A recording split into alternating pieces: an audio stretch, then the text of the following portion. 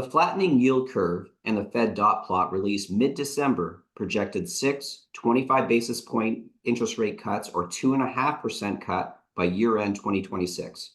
The bond market rallied, causing investors to believe a particular trend was underway, only to reverse direction in the first month of 24, catching many long-duration investors off guard. In capital markets, a head fake refers to a misleading movement in the price of a security or market trend. It's a term borrowed from sports where a player might fake move in one direction before moving in another. In finance, a head fake occurs when the market initially moves in one direction, causing investors to believe a particular trend is underway, only to reverse direction shortly afterward, catching those investors off guard. In March of 24, the Fed dot plot became more hawkish than in December. The most significant change between December 23 and March 24 economic projections is the more bullish views on economic growth that the FOMC participants started to develop. We believe sticky inflation and higher than expected GDP growth have created more FOMC hawks. My name is Curt Cumming, and as usual, I'm here today with Chris Currie, head of our fixed income investment team and portfolio manager of the Goodwood Milford Fund and Goodwood Segregated Institutional and Private Client Accounts. Chris has invested in the fixed income market for 30 years, including portfolio management positions at OMERS, TAL Asset Management, and as a corporate bond credit analyst at CIBC World Markets. Chris, the bond market rallied significantly in Q4. How have economic conditions and consensus projections changed, and did you fall for the move? Curt, thanks, Curt. Bond markets in 23 were volatile due to rate hikes from both the Bank of Canada and the US FOMC. In July, inflation and strong job creation numbers in the US prompted a 3-month bond sell-off. However, bond prices rallied in November and December due to falling inflation data and the US Treasury pulling back on sales of longer-dated Treasury bonds. The Fed confirmed the bond market's bullishness at the December 13 FOMC press conference. So a lot's changed. Why did the Fed's rhetoric change in January of 24? We suspect that the Federal Reserve was uneasy with the bond market's aggressive position in the fourth quarter of 23, where it predicted up to 6 rate cuts. In the first quarter of 24, we noticed Fed speakers started to emphasize a narrative of don't rush, wait for the data, don't be in a hurry to cut prematurely. Consequently, the bond market reduced its forecast rate cuts from 6 to 3 to align with the Fed's forecast. However, this led to a sell-off in the bond market, resulting in a loss of approximately 50% of the benchmark gains in Q4. For the first quarter of 2024, the portfolios had been collecting their short maturity 5+ coupons from the shape of the inverted yield curve rather than increasing long duration volatility. How has that decision benefited the Goodwood portfolios compared to the broader market? We're excited to share that we outperformed our benchmarks in Q1.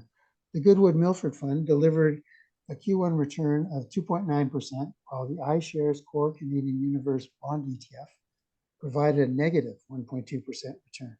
A better than expected performance was due to the portfolio's shorter maturity and exposure to coupon and dividend yield.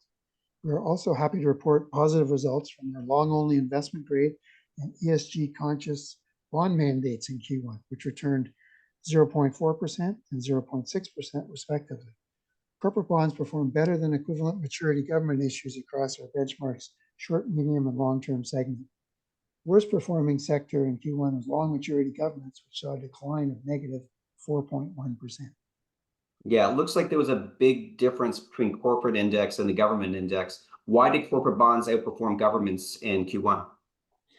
Corporate bonds outperformed as the economy started to show signs of strengthening. A stronger economy implies less potential risk from defaults, which gives investors confidence to buy corporate bonds.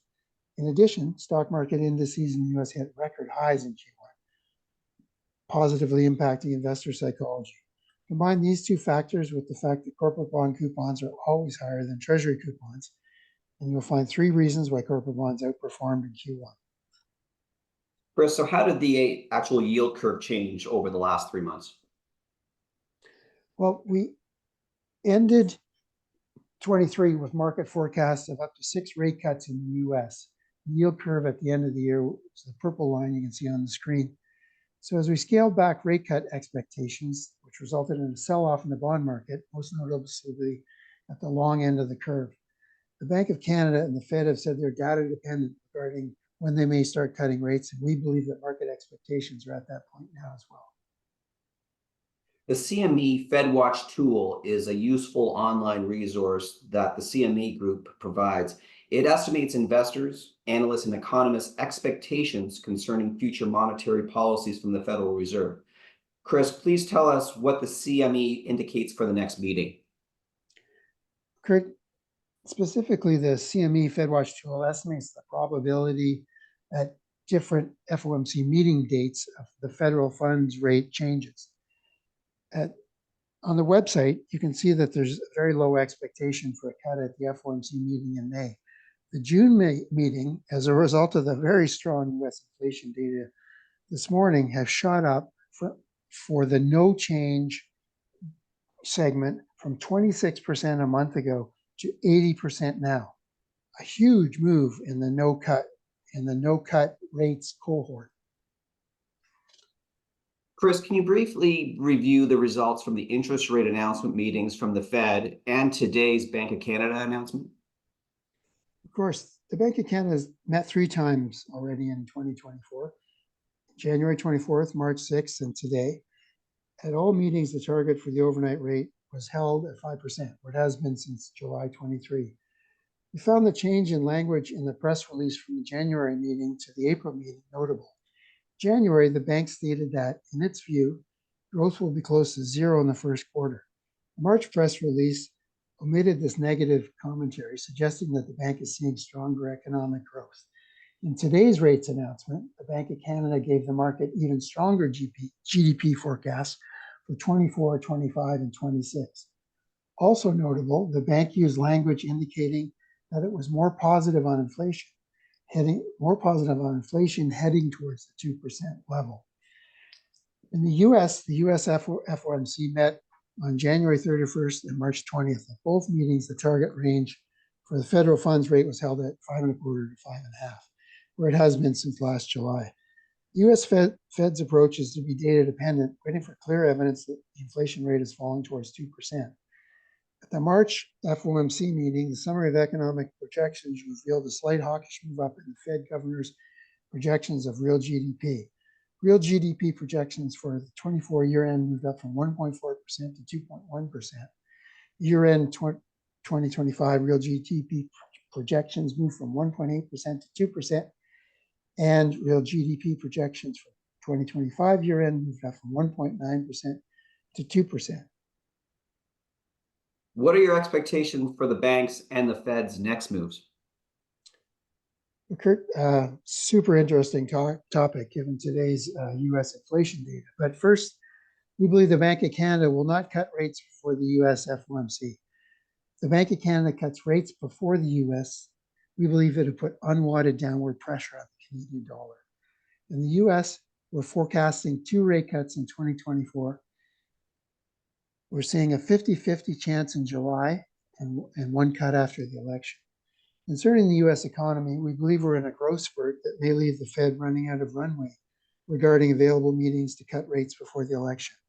It's hard to see the Fed cutting rates in the current environment where several indicators, especially on the manufacturing side, are turning up. GDP forecasts are increasing. Inflation is certainly not going down to 2% as fast as the authorities would like. And the fiscal regime is pumping billions of dollars into the economy. In Canada, we are 50-50 as well on a July rate cut, possibly 1 additional rate cut in the fall. Canada doesn't have an election timing issue, so it can respond quickly if weak data comes in. It's remarkable to see how the market's expectations of US rate cuts have changed in Q1 and today after this morning's higher than expected US CPI. The slide we're looking at is the CME Market Tools FedWatch. It's notable, if we look on the far right, these are the probabilities for no change in rates, 5.25 to 5.5 at the June meeting. And they've gone from 26% only a month ago to currently 80% today. A phenomenal move. The next slide shows the July meeting where the market's forecast of no change has gone from 8% a month ago to almost 60% for no change at the July meeting. That is a 7x move. Curt, all you can say here is wow. Chris, after all that, where do you see returns for the rest of 2024? Well, clearly, with these numbers coming out, we're not forecasting a recession in Canada or the US in 2024. In that environment, corporate bonds should do well. We believe that bonds will earn their coupon in 24, meaning the coupon income should be the base return. The fund's average coupon is in the 5% range. Plus, we believe we'll see capital gains, bring our forecasted 24 return to the 6 to 8% range. We have been extending our duration when we see attractive opportunities.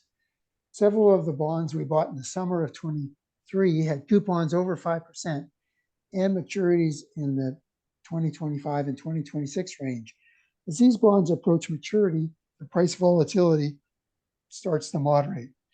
So some examples of what we've been buying in Q1 are Ford Credit Canada, Pembina Pipeline, and TMX Group. Thanks, Chris. Goodwood works with advisors, foundations, pensions, and third-party investment fund companies to manage their investment assets and to meet their financial goals. To that end, we manage growth mandates through our equity portfolios and income mandates through our fixed income funds and segregated accounts. Our fixed income mandates can be tailored to meet specific investment goals like income generation or capital preservation. We manage 3 fixed income mandates for institutions and individuals: an investment grade corporate bond mandate, an ESG conscious investment grade bond mandate, and the award-winning Goodwood Milford Fund. The investment grade bond mandate's objective is to preserve capital and to provide a high rate of cash coupon income. The ESG conscious bond mandate aims to preserve capital and generate income by investing in bonds with good relative ESG performance. Since its inception in 2006, the Goodwood Milford Fund has provided investors with a net positive 10% compound annual return with low monthly return volatility. Since then, the fund has won multiple industry awards for Best Sharpe Ratio and for Best 1, 3, 5, and 10-year annualized returns, outperforming leading alternative credit-focused and balanced funds. Thanks again for joining me on our Q1 update. Goodwood provides investment commentary following each Bank of Canada and Fed interest rate announcement. Please email me if you would like to receive this commentary in the future.